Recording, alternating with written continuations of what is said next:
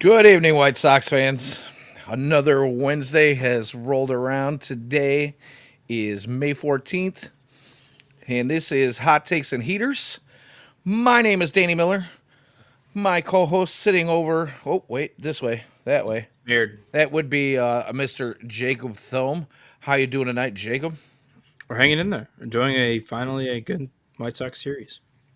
Yeah, absolutely. I agree 100%. We're seeing a little bit better brand of baseball here lately, even in some tough losses. But yeah, man, I mean, it's been easier watch. We'll say that. How about that? So, how was your week, brother? You got anything exciting going on?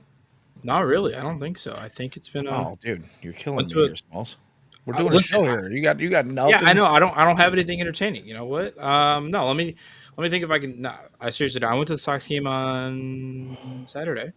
Saturday. Hey, Went to the Brookfield Zoo on Saturday as well. And now my did girlfriend's you? convinced that we need to buy a duck. Reminder: I live in a 2-bedroom apartment on the second floor, so a duck will not be bought How do you walk a duck? with a leash. Do they have leashes for ducks now? I think Is so. I that a think you thing? like clip their wings so they can't fly away. How many? Here's we'll get off track early. How many ducks do you think you would take to like on a leash to like fly at the same time and you to be lifted with it? Okay, we're not even gonna go down that road. Like this, 15? I bet you. it's Bet you gonna be 15. more than 15. I mean, dude, I'm a pretty heavy guy. You know, I'm I'm I guess that's I'm true. I guess it depends on the weight of the person. I'm over 6 feet tall, and I'm clocking in about 240 these days. So yeah, 250 somewhere in there. Yeah. Anywho, all right, we're just gonna stop that. We're gonna get into some White Sox baseball. Like I said, it is the 14th. The White Sox are currently in Game 3 against the Cincinnati Reds. Game 3, Game 2, Those. Game 2. Yeah, sorry, my bad. They had to walk off last night. If you were paying attention, White Sox in extra innings tag on 4 runs in the 10th, topped off by a Miguel Vargas 3-run bomb to take the first game of the set. And we are currently in the 7th inning. We're actually in between innings right now as I look up at the old boob tube. And the White Sox have a commanding lead. Honestly, for a Reds team that's struggling to score runs here lately, I'll call a 4-0 lead a commanding lead with a bunch of dingers here tonight. So good Yep. stuff going on. Like I said, it's been more fun of a watch lately. So let's get into that. How it's been a more fun watch lately, Jacob. Well, you got some thoughts on this?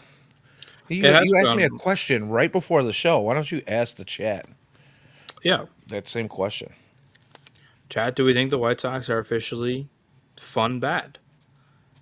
I think the answer is yes. Listen, the chat beat me to it. 17 Silk. Sox are approaching fun territory. I think they're already there. I'm having fun. I genuinely enjoyed watching last night's game. Vargas hits a massive shot there in the 10th. I thought they were going to blow it again, but they didn't. By the Yeah, way, that Steven Wilson sweeper might have been the worst pitch I've ever seen. 83 mile per hour sweeper down the middle. yeah. It was a tough watch for that to happen, but here we go. We're uh, we're walking away with a W in Cincinnati on the same day that it was announced that Pete Rose will have his ban lifted from baseball and could potentially be posthumously added to the Hall. That just depends on how the writers feel about that whole situation. But, you know, on a day like that, you'd think the Reds would come out swinging and playing tough and looking to be winners after struggling a little bit here as of late against a bad White Sox team. And lo and behold, White Sox come through in the 10th inning. So nice to see that they're not quitting early on in games. So, and yeah, Toss comes into the chat saying Montgomery with another homer. So yeah, Braden tearing it up. We always love to see that.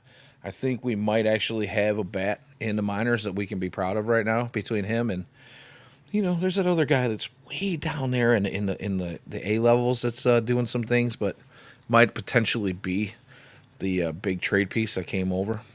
So although man, my boy Vargas, Yeah. on a tear, brother, on a tear. So we're gonna get into all. On there.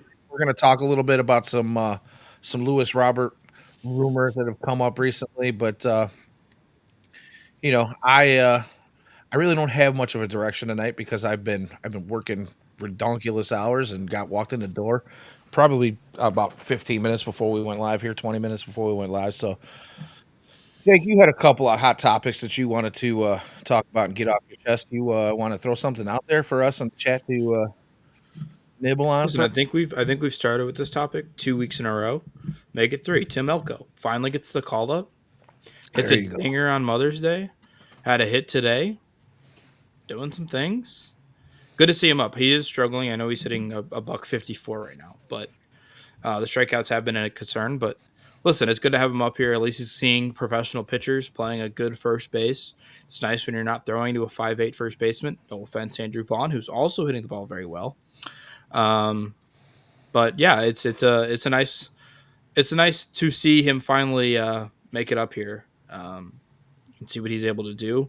It'll also be interesting to see what they do when more injury people come back because there's some rehab assignments starting, and I wonder if he gets sent back down. I think there'd be pitchforks, which I honestly don't think him getting sent back down is a insane thought right now. But See, now we'll keep it positive for now. yeah. Well, I'm actually on the other side of that fence. I don't believe that you take a guy like Elko and bring him up at this point in the season and start his clock just to give him a handful of games and a handful of bats and send him back down when he was absolutely on a tear down at Charlotte.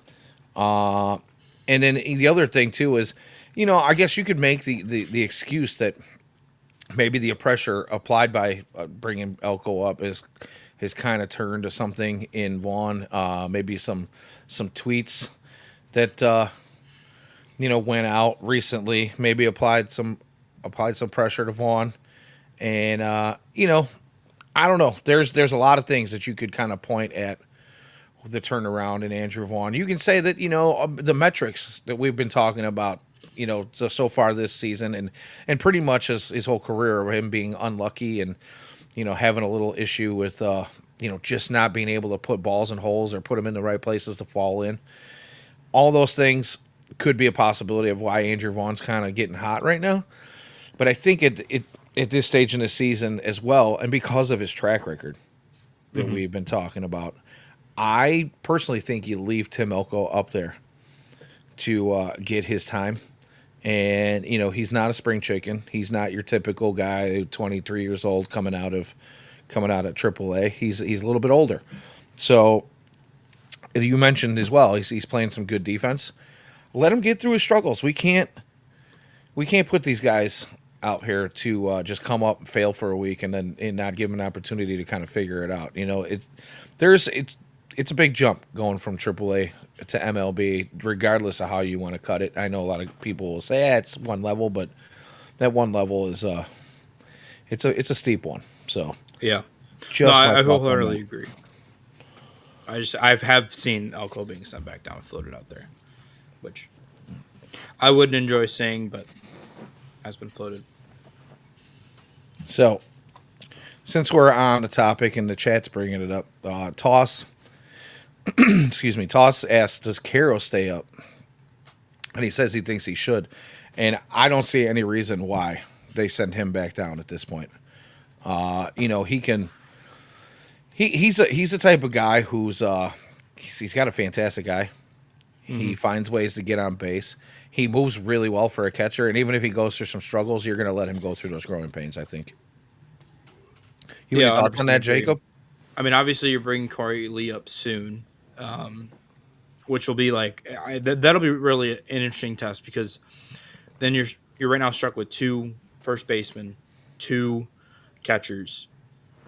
Potentially to add a third would be kind of hard, especially when you want to have when you have as many middle infielders as you have.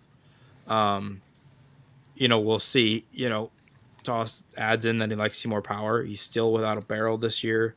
Um, but he's hitting 300. I mean, how much more do you want from a guy like that? And he's playing good defense. He hosed, came at third yesterday.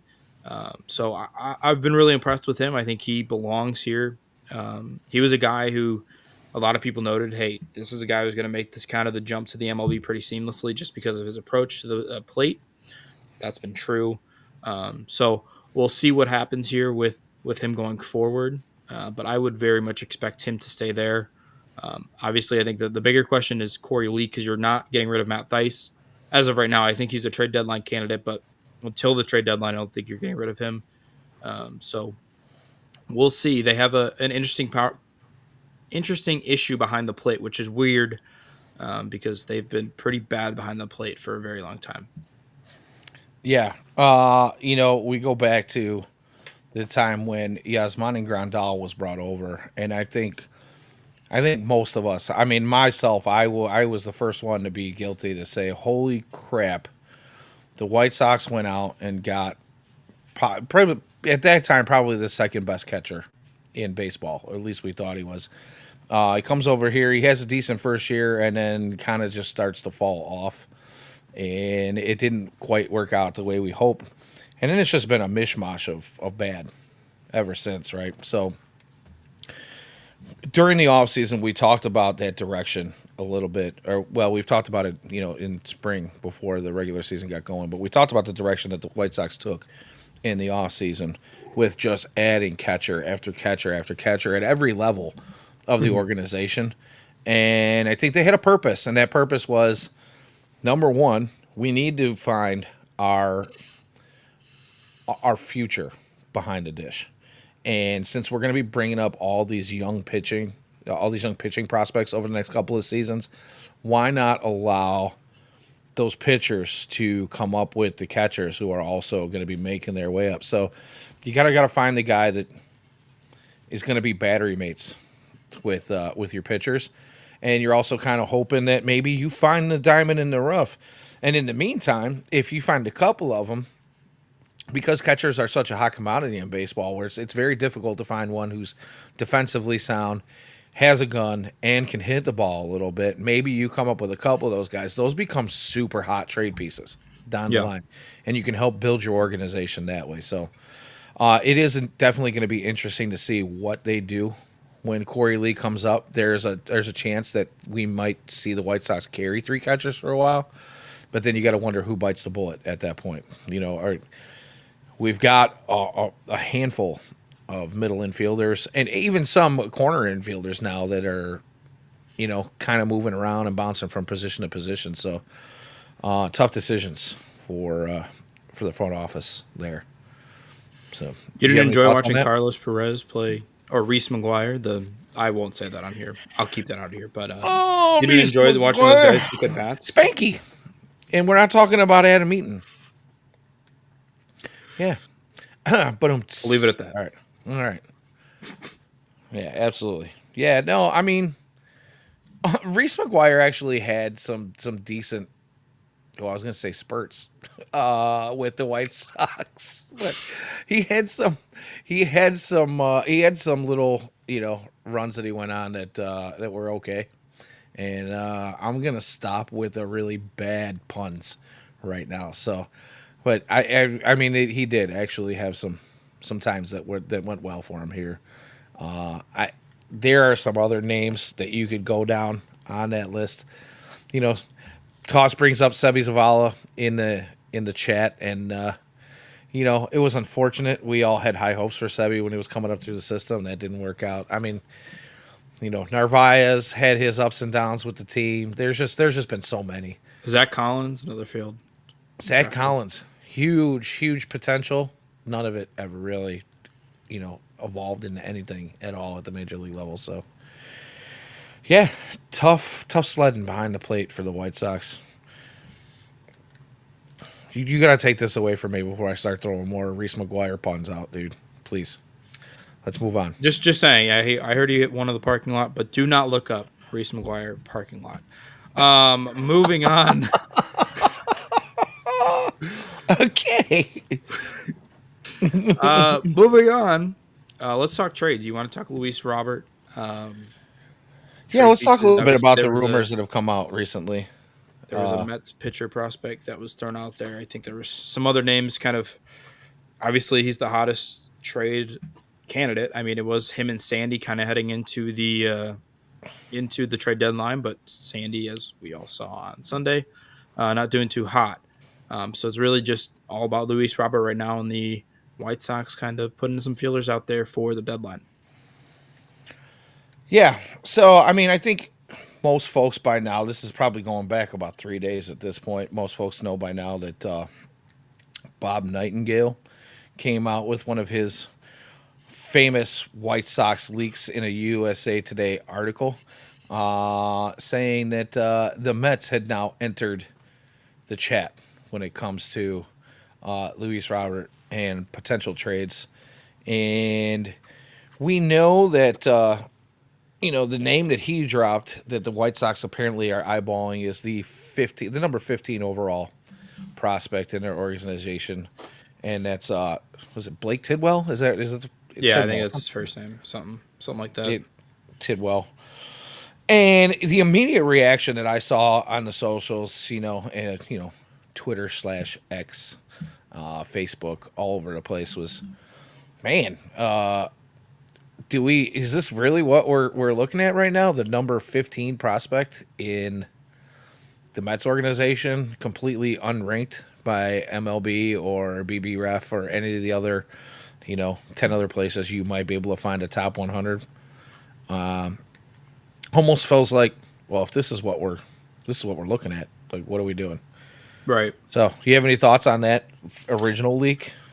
Well, I will say this. I think it was more leaked as that was a name they're interested in, not like the headliner. I would assume that there's another prospect linked in there or a young player as well. But, I think, with the way that the White Sox are performing right now, 6-6 in May, um, I have to kind of wonder, like, how close is this team? Obviously, kind of beginning of the year, we're like, all right, this team's at least 3 years away. And I'm not saying that the White Sox should be contending for a title next season, but like, if you add Braden Montgomery, obviously you add Noah Schultz and Hagen Smith. Both those players are expected to be in the rotation at some point next season.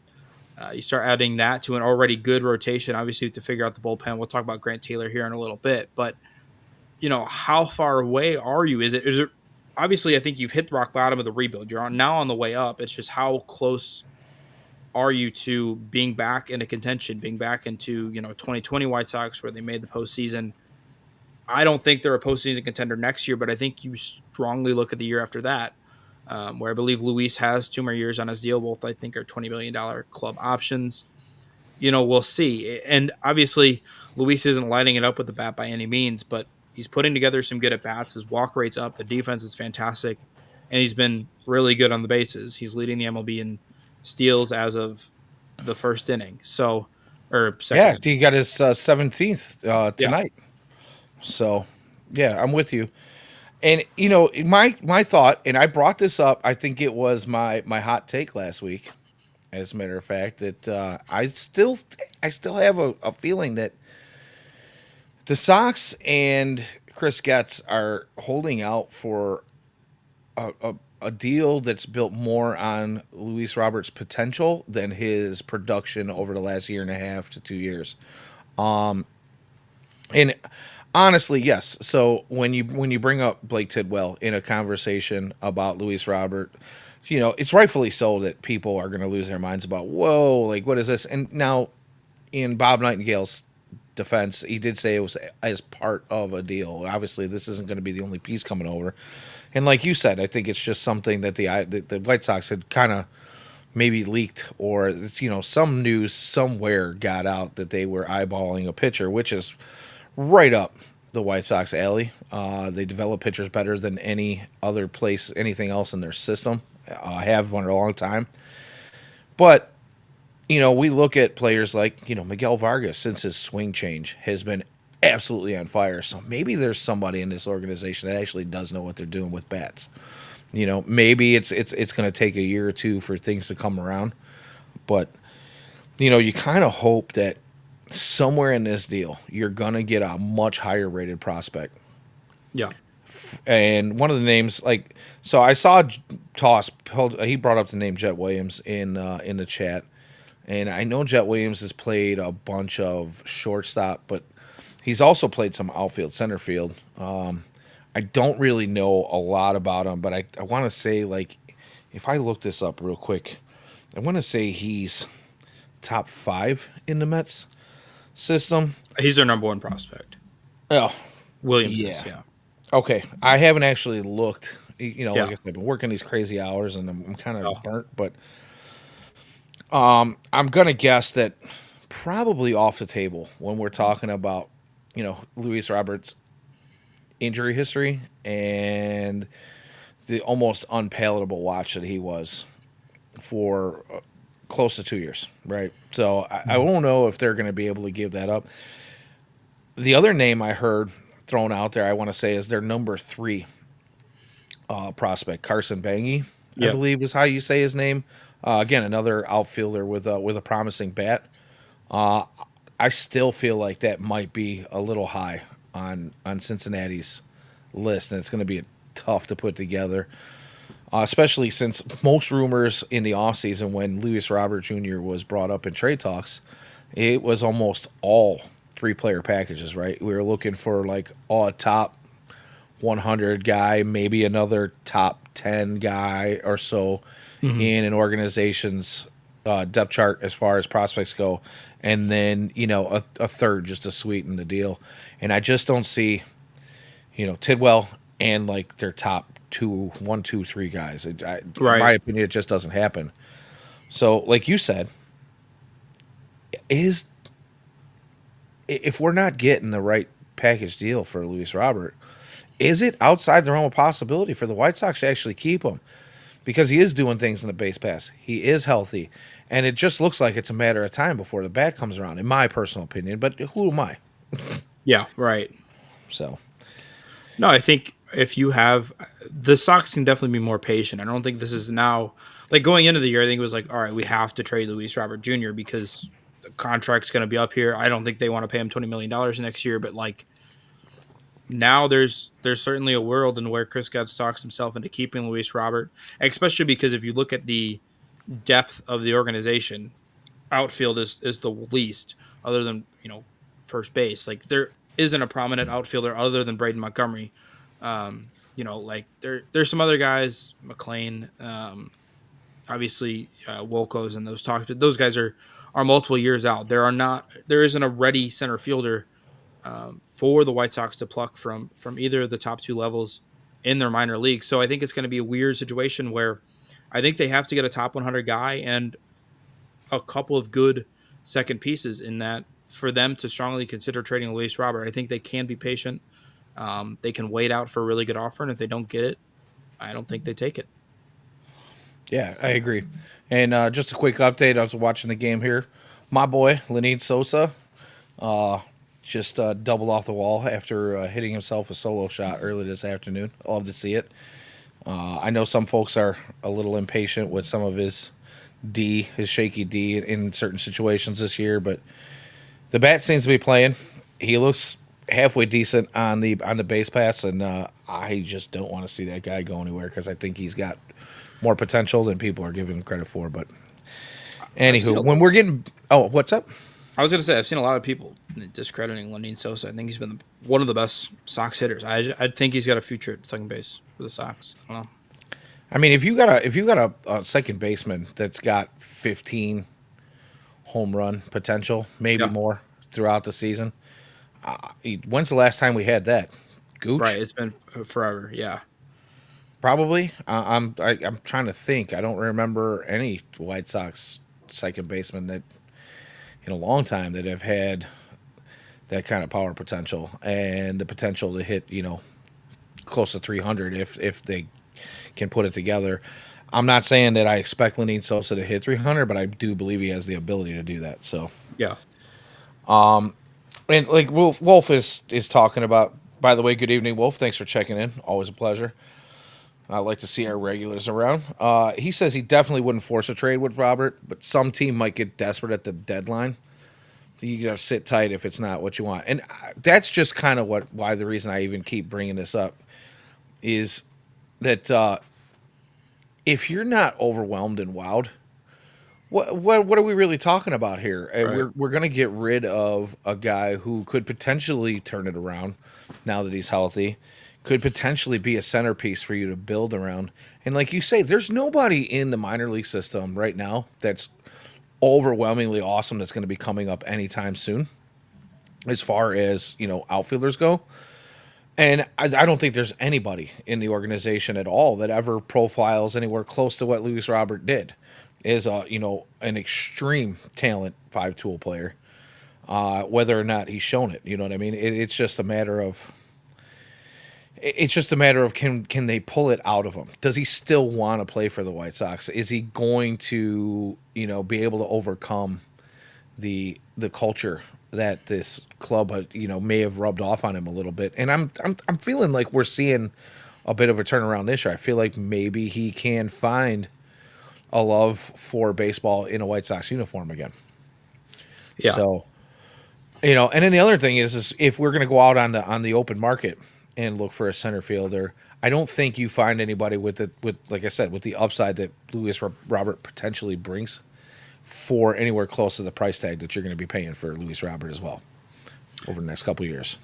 Yeah, he's a rare combination of guy who can hit 30 home runs, steal you. He's an easy 30-30 candidate if the power gets going while playing potentially gold glove defense and, everything. He is truly a 5-tool player if he can get the bat going, which, I mean, he's hitting the ball hard. It's just not falling right now.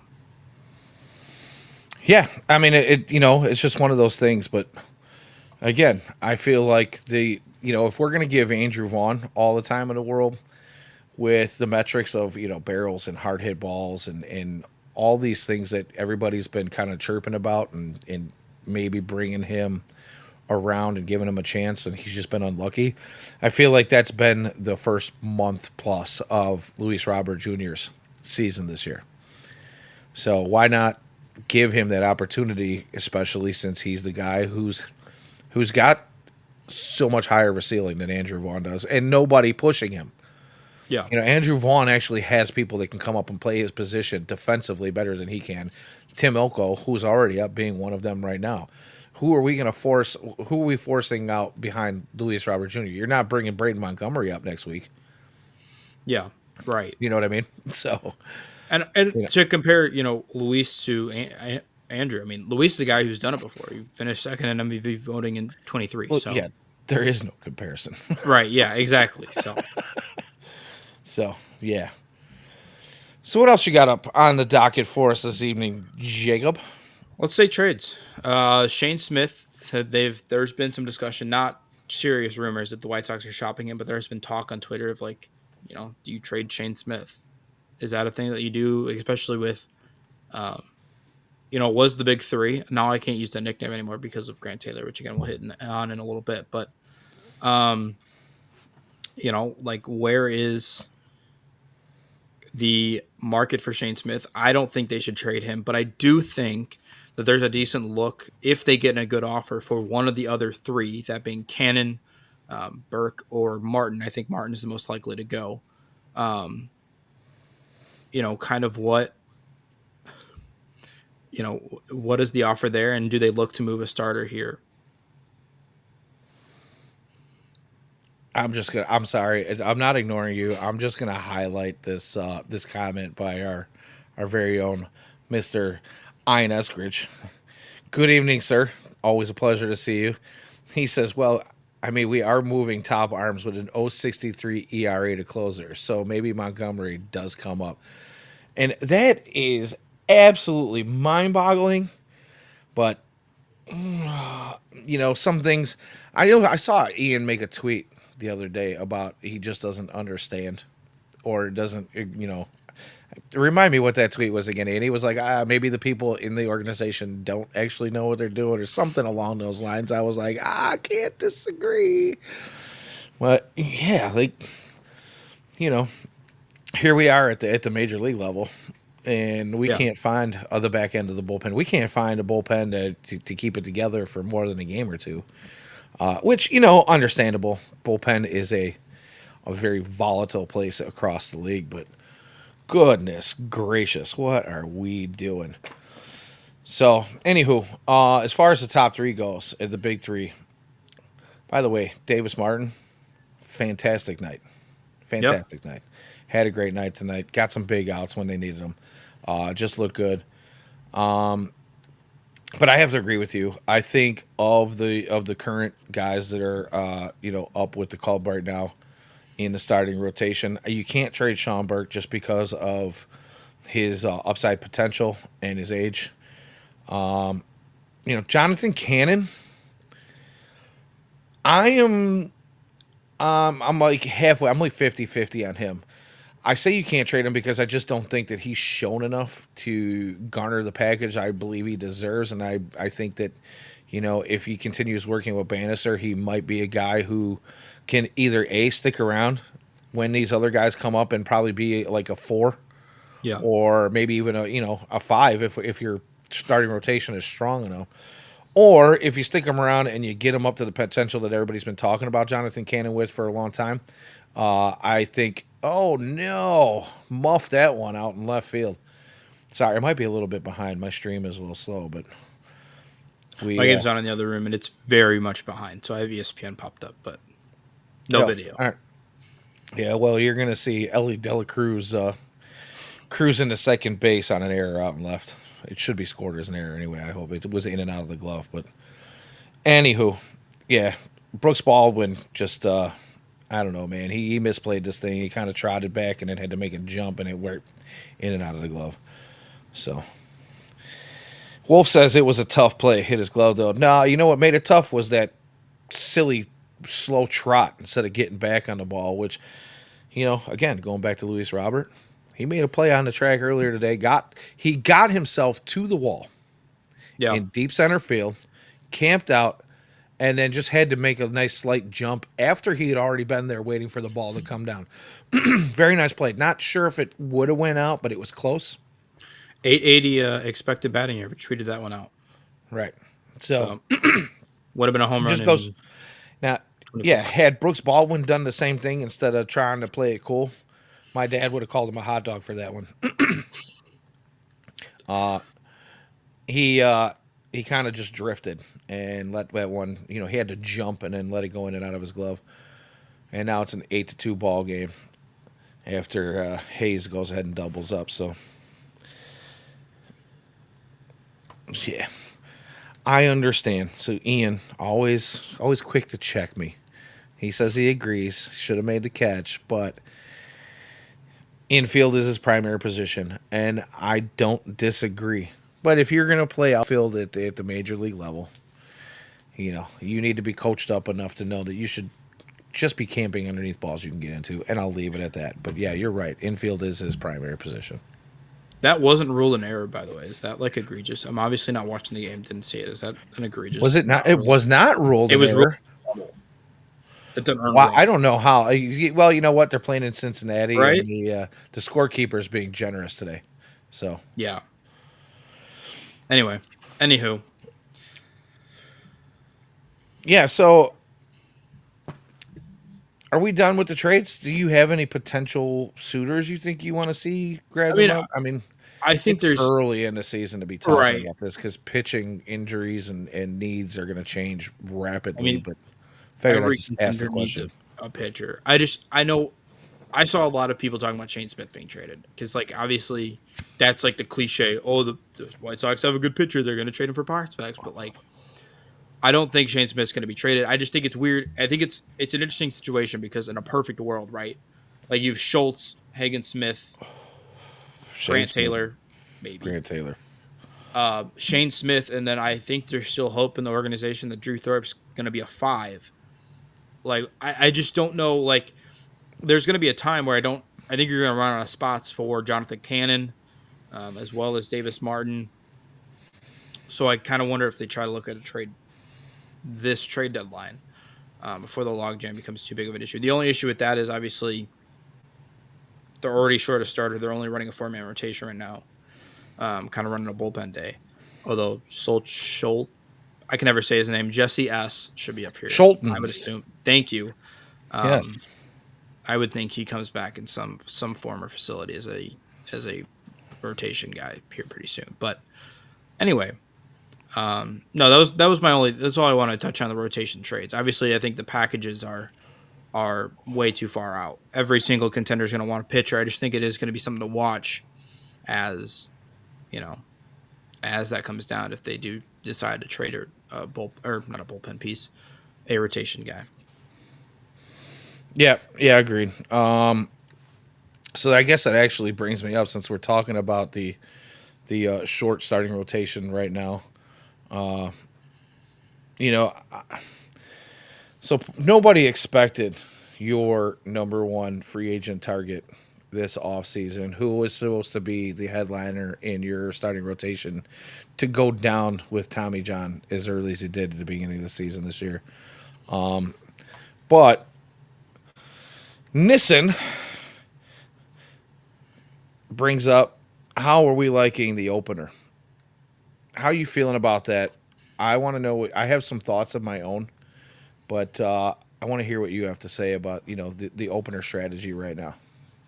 It's worked. I like when they used it yesterday. Obviously, I think it was really smart because you didn't want to face, what was it, three.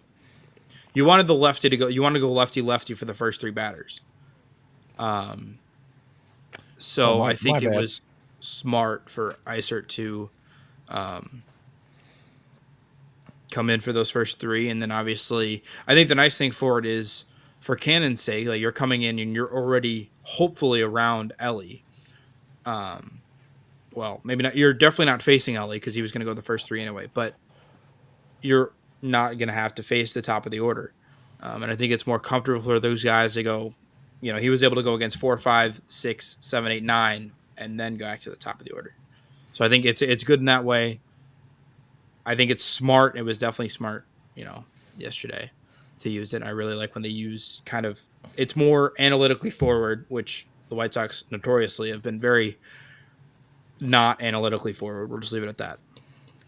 Yeah. So real quick, Ian did check me. I misspoken. Martin Perez is not on a TJ cycle. He's on a 60-day flexor strain. So, yeah, all right, maybe not the same thing, but again, flexor strain, he might not come back the same. Who knows if he's out for just 60 days? I think I they mean, already what said kind of he's out for the year, or he's coming back in September. But at that point, he's done. yeah. So, I mean, it's just one of those things where, yeah, exactly. I think that's why I thought that it was TJ for at the Tommy moment. John I'm without telling you, Tommy I'm John. fried, dude. My brain's kind of I all don't over the blame you. place right now, but It's Tommy John without Tommy John. yeah. So either way, nobody expected that. So yeah, maybe the closer or the opener to start games right now is kind of done on a necessity, and it's been working to this point for the most part anyway. Not every game they've had that they started with an opener this season is gone. Look at Brooksy go. Is that a dinger? Sure looked like it hit the yellow, or over the yellow and bounced back, but I don't know. Are they going to check it? Looks like they are. Anyway, yeah, Brooks ball went off the top of the wall and it bounced back into play, and we're gonna take a look. So, update on that one for you when we get it. If you guys are not watching, but as I was saying, ooh, I'm calling that a homer, but we'll see. Anywho, yeah, where the hell was I? I don't remember. I don't either. We're gonna watch this. We're gonna watch this review for a I'm gonna moment. think about where we were. Oh, the opener. Sorry. Yeah, Oof, man, I tell you, it's been a week, dude. It's been a week. I'm tired. My brain's fried.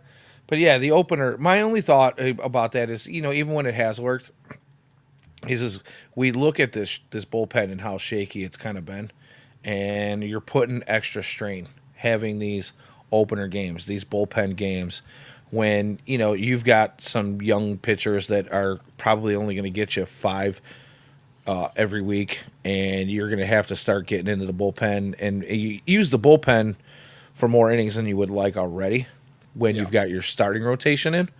So it's I don't know, it's just difficult. It's been working, but I can't see that happening for too much longer. Otherwise, you're going to basically you're going to tee off some of these arms.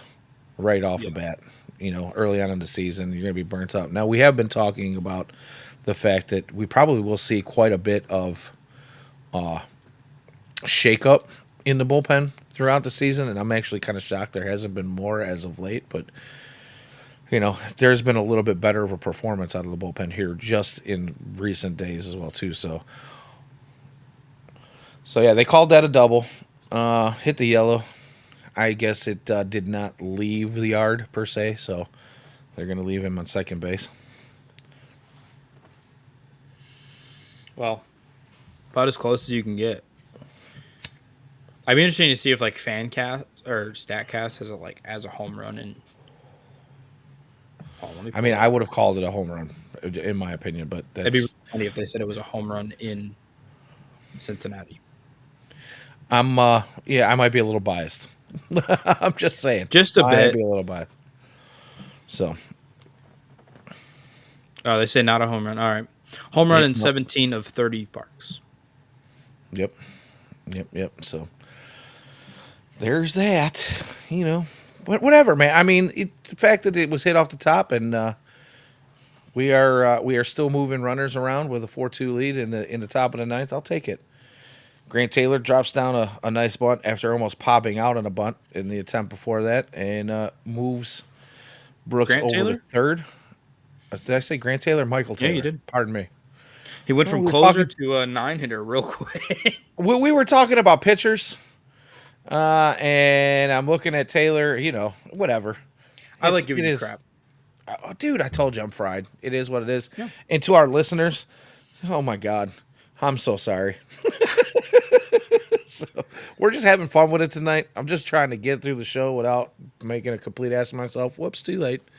But anywho, so Where are we since going? I mean, why don't we, since we brought up Grant Taylor, Yeah, let's you finally want get into it after dancing let's get around it. into that conversation.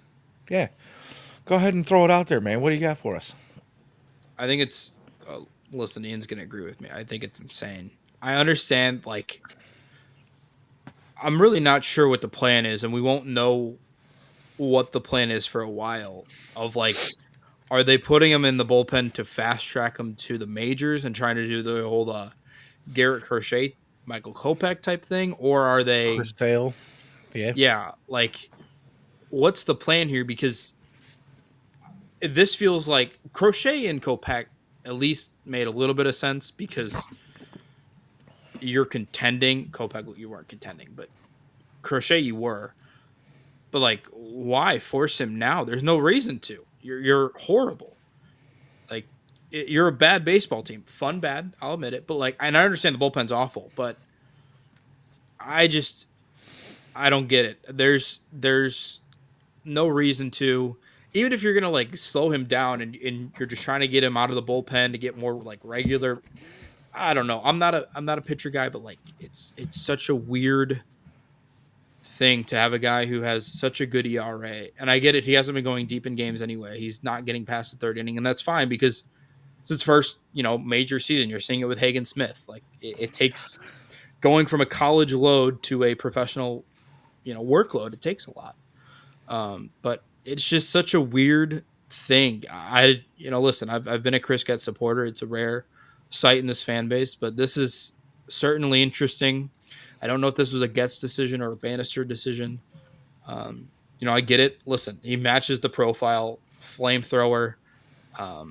But it's certainly interesting to move a starting pitching prospect to probably definitely wasn't going to be doing it next year, but probably the year after that. As Ian's talking a little bit about it, not being allowed to go past 3 innings. Yeah, I mean, 40 I pitches in right every outing. 40 pitches or less in all of those outings. 3 innings or less. a .63 ERA. Like I don't get the move to the bullpen. It doesn't make sense to me because you have so many other pitchers right now that you're going to move to the bullpen. There's a ton of them. Grant Taylor doesn't need to be one of them. He's got legit ace potential. I mean, he's one of 3 guys in the Sox system that have legit ace potential. And to move him to a closer role, I don't get it. I mean, I understand that the bullpen is depleted, but you are awful. You're not going anywhere this year. You're not going anywhere next year. And I think when you start to look at it, the season after that is probably when Grant Taylor probably could have made an impact in the starting rotation for the White Sox. So yeah, I get it like a little bit like you're trying to manage his workload, but you're already doing that with his starts. So I would have kept him on that track. I'll be interested to hear what you have to say about it, but just a bizarre circumstance of a very interesting Scott Merkin tweet. Yeah, here's my thought, and I'll keep it short and sweet. You know me, I can get to rambling too. So before we go down that road, uh, you touched on it already when we talk about ramping up from that college workload to an MLB workload, and the terminology that you hear thrown around all the time is getting a guy stretched out, right? Getting a guy to go from only throwing 100 innings or less a year. In a lot of cases, starters are getting 65, 70 innings a year, and then they're going. By the time you get to the major league level, or even as a professional in the minors, you're getting more than that. And then you go up to the major league ball club level, where you're getting anywhere between 150 and 180 innings a year, and hopefully trying to stay healthy. It doesn't sound like a lot to somebody who's never been a pitcher before, but it's a huge toll on your arm, and you've got to work up. You got to condition yourself to that point. And like you said, with the potential that he holds in being a potential ace, we talk about Hagen Smith and we talk about Noah Schultz, and Grant Taylor's right in there with these guys. He could be just legitimate superstar. And you're not actually giving him the workload to stretch himself out and to get himself conditioned to be able to work as a starter at a major league level. It feels like a really, really strange move. Like they just decided we're going to stick him in the bullpen. And then what are you going to do in the bullpen? Are you going to come out because you're only going to get, you're at the back end, you're only going to get one inning, maybe bring him in for a 4 or 5, even 6 out save once in a while. He's going to come out gunning. You know what I mean? I don't have to go more than an inning. I don't have to go more than 2 innings. Like I can come out just screaming, throwing everything I got. Now you're talking about a guy who's not conditioned and maybe does do some damage. Yeah. I don't really see the need to push somebody with such high expectations onto a team that might win 60 games this year if they put something together. And that's a big maybe if they were to go on some sort of let's say, I mean, like you said, they are playing 500 ball so far in May. They might actually get over 500 today. We'll see what happens. Fingers crossed. But we're looking at 1 out to go here. I'm sorry, 1 out to go in the top of the 9th. We've got to get a couple of outs, and this ball game's over, and the White Sox go over 500 in the month of May to start out the month. So it just doesn't make sense to me. I think a lot of us are scratching our heads. As fun as it might be to see them, now's not the time. Yeah. No, and we'll see. Obviously, like I said, I think it depends a little more if it makes sense if they don't fast track him and for some reason he's just coming out of the bullpen in the minors and there's still a hope to move him to rotation next year, staying in the minors. But if it is truly the Garrett Crochet, Michael Kopech, Chris Sale track of like we're going to move this guy into the major league bullpen at some point this year, I think that's a major mistake. Obviously, it worked for Crochet, but like that was a totally different situation because he had Tommy John, and then he had recovered. He had a long recovery process from Tommy John, and then kind of had to come back and then was fully stretched out over a winter. So just a very weird situation. Obviously, I know Grant Taylor was and maybe there's some medical stuff there. I'm not sure. Obviously, Taylor freshly kind of coming off of Tommy John.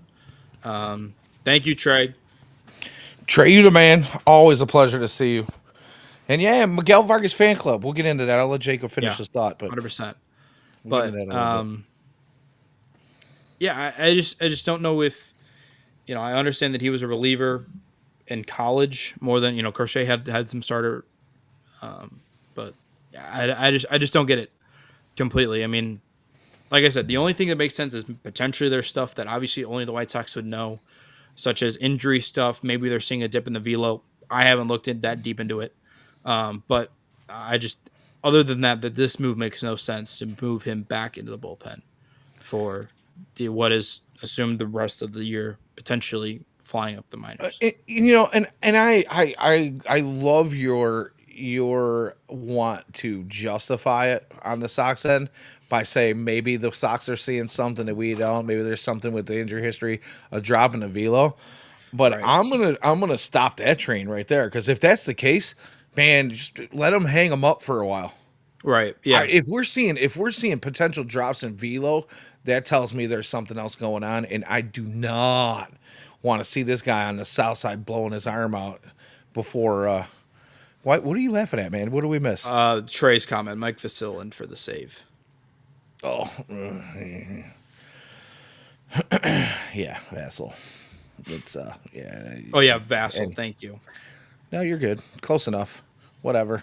Vasil. I Vassal. mean, there's no reason that he should be coming in for the save right now. But again, bullpen has been depleted with starters and openers and you know bullpen games and whatnot.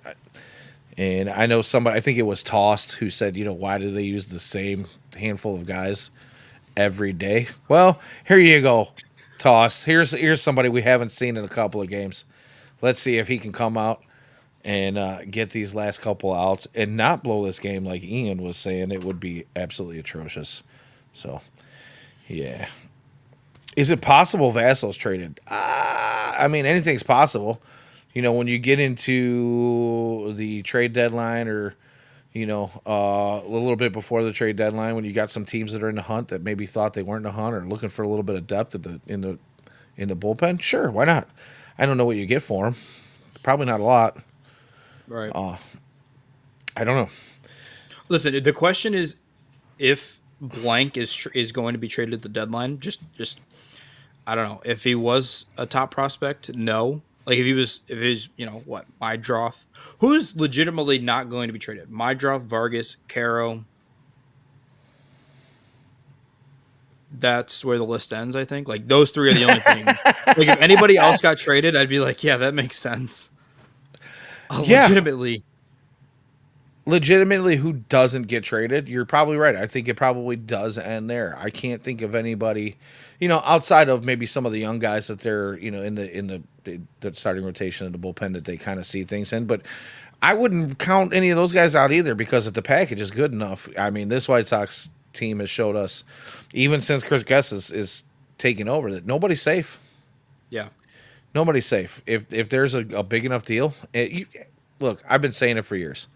If you are an MLB GM, you have to approach everything like nobody is off the table. yeah, You have to at least listen. If you're not listening, you're not doing your job. Now, does that mean you go out and you try to make deals that maybe aren't there? You try to force some deals. You try to, fight back and forth. I don't know. But I mean, when you hear GMs come out and say nobody's off the table, I think that's all they mean. It just means that we're going to have conversations about everybody. But at the end of the day, that doesn't mean we're going to trade the guys that we're talking about. yeah. So, yeah, anything's possible. So, oh yeah, and Trey says Dice should be dealt. We did talk about that a little bit earlier in the show. I think if anybody on this roster, especially with some of the other catchers in the system, Corey Lee. Corey Golly. Taylor. I'm looking at Taylors on the screen. I'm just screwing up all the Taylors. Yeah, not the lead singer from Slipknot or Stone Sour. No, Corey Lee, the catcher for the White Sox, who's making his way back. Yeah, when he comes up, they might carry three for a while, and I do think maybe Tice will probably be dealt at some point, especially since he did some things that I don't think a lot of folks expected to start Yeah. this season. So. All right, man. We're about 55, 56 minutes here into the show. We've got one out and a man on first. I think we'll hang out long enough to see this last out. Let's get some Hot takes and heaters? hot takes and heaters in, And so, guys, since we got a couple minutes here left, the chat, we are always up for your hot takes and your heaters at the end of the show every Wednesday when we are live. First off, we said thank you already to Trey, but for those who are listening, Trey hit us with our first super chat in a while. So thank you for that, Mr. Williams. Always a pleasure to see you. Always a pleasure to talk. Man, the guy comes up with some really great stuff in the chat. But, right now, it is a 1-1 count with 2 outs in the bottom of the ninth. So we'll see what Mr. Vassell can do here. They didn't blow it. Oh, I just spoiled it for you. I'm very sorry. Well, Trey would have. There it is. Trey would have ruined I'm it seeing it anyway. now. Yeah. That's a White Sox winner. We are 1 game over 500 in the month of May, 7-6. And yeah, I'm going to go ahead and answer your question. The question that we opened the show with almost an hour ago. Are the White Sox fun bad? I'm going to say yes. And I'm going to even go and say maybe they're not as bad as we think they are anymore. They are. Listen, they They have a are. brutal schedule. I don't How want to about be fun improving? I don't want to rain on their parade, but it's bad. Like they play the Cubs and then the Mariners, the Mets to round out the month, and then don't look at June. Just do not look at June. It's pretty ugly. All right. So before we get into our hot takes and heaters, Trey has a hot take of his own, and I don't want to spend a whole lot of time on it, but I want to get your opinion on it. He says his hot take is Miguel Vargas is a part of the core. I'm not so sure if Miguel Vargas, I don't know if I would call that a hot take. Yeah, I don't think He that is continues to do what he's been doing. I mean, he's on an absolute tear right now, but what do you think? I don't know if he's part of the core at third base, but I think he's definitely part of the core somewhere. I don't think there's any way.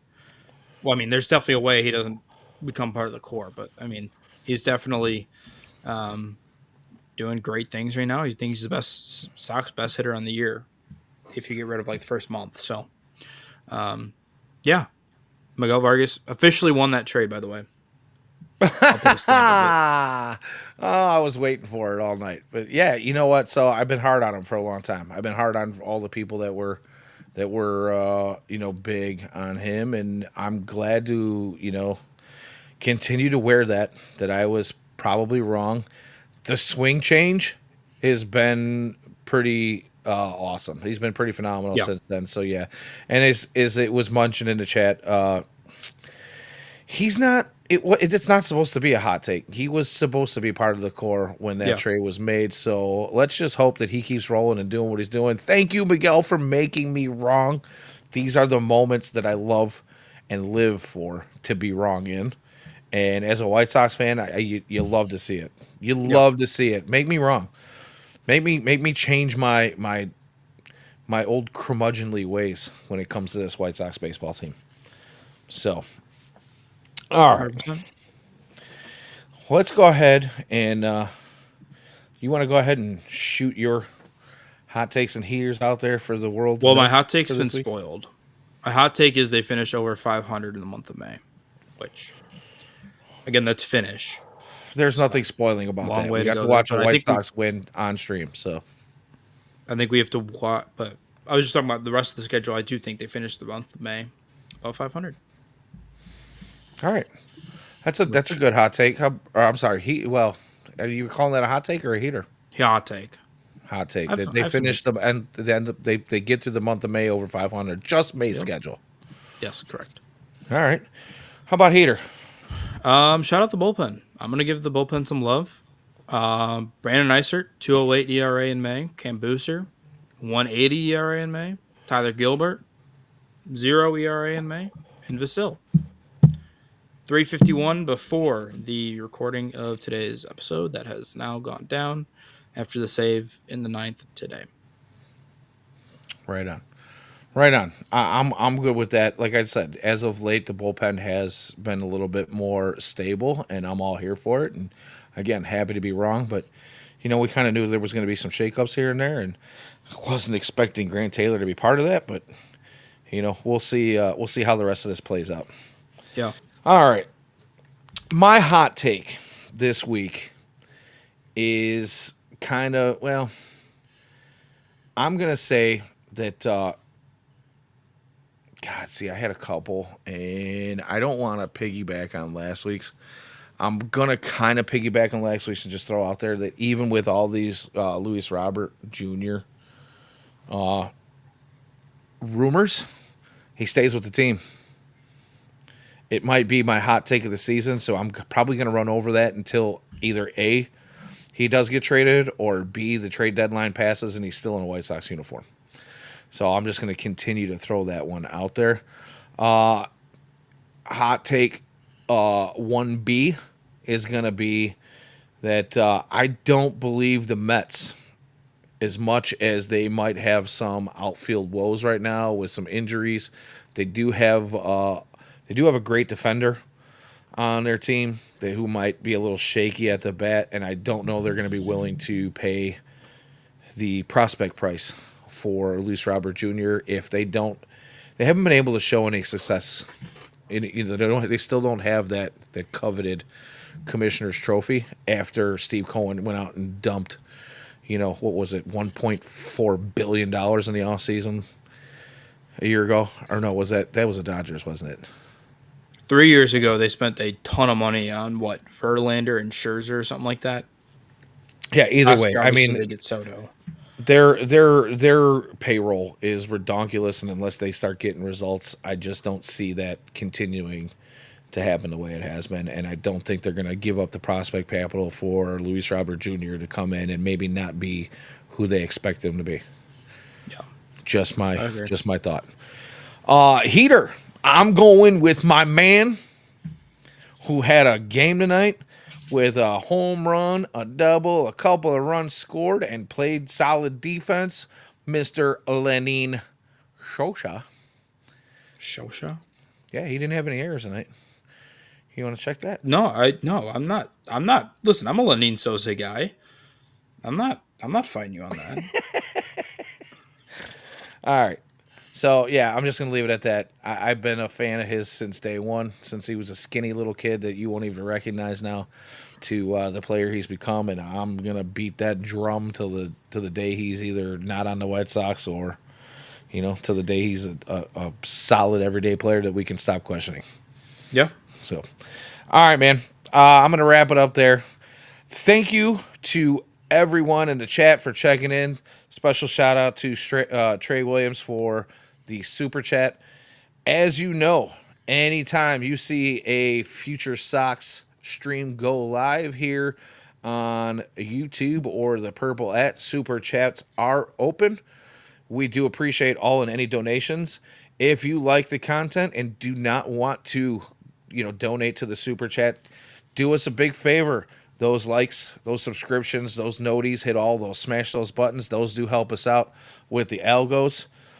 If you are into our written content, you can find that on FutureSox.net. And you can also subscribe to our Patreon there for our exclusive content and prospect write-ups. Every Wednesday night, you can find Jacob and myself right here on FutureSox Hot Takes and Heaters. We also have James and Ian with the FutureSox podcast, as well as Elijah, Jeff, and Dylan doing some of the prospect roundup. Check out all our blogs. Check out all our writers. Subscribe to us on Twitter X at FutureSox. For my co-host, Jacob Thome, my name is Danny Miller. You guys have a good night. This has been Hot Takes and Heaters, and as always, go White Sox.